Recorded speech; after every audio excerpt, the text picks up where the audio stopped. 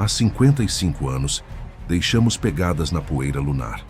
Pegadas que ainda estão lá, intocadas, congeladas no tempo. E desde então, é como se aquela poeira sussurrasse para nós: voltem. Mas desta vez, não voltamos como conquistadores. Voltamos como sobreviventes, em busca de abrigo, num mundo sem ar, sem vento e sem perdão. Um lugar onde o silêncio pesa mais do que a própria gravidade. O chamado do passado. Você já parou para pensar no que significa voltar para casa depois de meio século? Não para sua casa, mas para uma que nunca foi feita para ninguém. A Lua. Rachada, fria, deserta. Onde o frio congela o metal e o calor pode ferver o aço. Durante o dia, 120 graus positivos. Durante a noite, 130 graus negativos. Uma diferença brutal. Tudo isso em poucas horas. É como se a Lua respirasse fogo e gelo ao mesmo tempo. Um corpo celeste, partido entre dois extremos, e nós, tentando sobreviver bem no meio deles.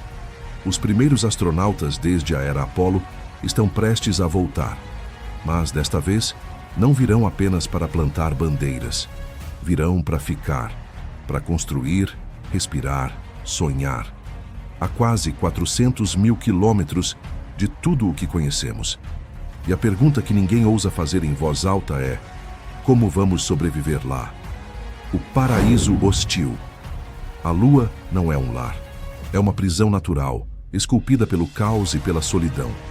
Tracy Gregg, vulcanologista planetária, não mede palavras. A superfície lunar é hostil para humanos e máquinas.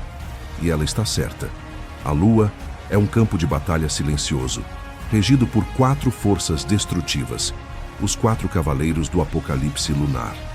Primeiro, a radiação. Sem atmosfera, sem campo magnético. Quando o Sol cospe sua fúria, a superfície lunar vira um forno de plasma invisível. Uma tempestade solar pode matar um astronauta em minutos. Segundo, a própria crosta lunar. Ela absorve a radiação e depois a reflete. Mesmo quando o Sol dorme, a morte continua pulsando sob a superfície. Terceiro, os terremotos lunares. Sim, a Lua treme. Durante as missões Apollo, sensores registraram tremores que duravam até 10 minutos. Um planeta morto, que ainda respira.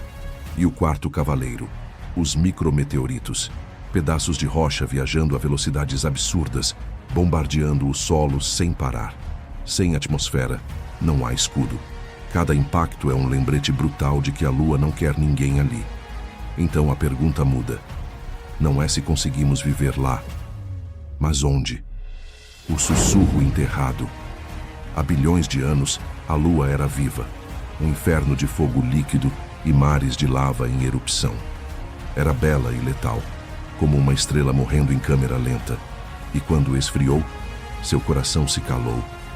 Mas deixou cicatrizes. Cicatrizes que hoje chamamos de tubos de lava. Túneis ocos, formados quando rios incandescentes se esvaziaram, deixando para trás cavernas de pedra endurecida. Na Terra, cavernas assim serviram de abrigo para povos antigos. Na Lua, podem se tornar o primeiro teto da humanidade fora do planeta. Por décadas, isso foi só uma hipótese. Mas em 2024, a hipótese virou descoberta. Pesquisadores italianos analisaram dados de radar da sonda lunar Reconnaissance Orbiter e encontraram o que ninguém esperava. Um túnel vulcânico escondido, perto do local onde Neil Armstrong pisou pela primeira vez. Um portal para o passado. E talvez um abrigo para o futuro. A caverna tem cerca de 170 metros de profundidade e se estende como uma serpente adormecida sob o mar da tranquilidade. Lorenzo Brusoni, um dos cientistas da descoberta, disse algo quase poético. As cavernas preservam a história da Lua, mas talvez elas também guardem a história do nosso futuro. O santuário escondido.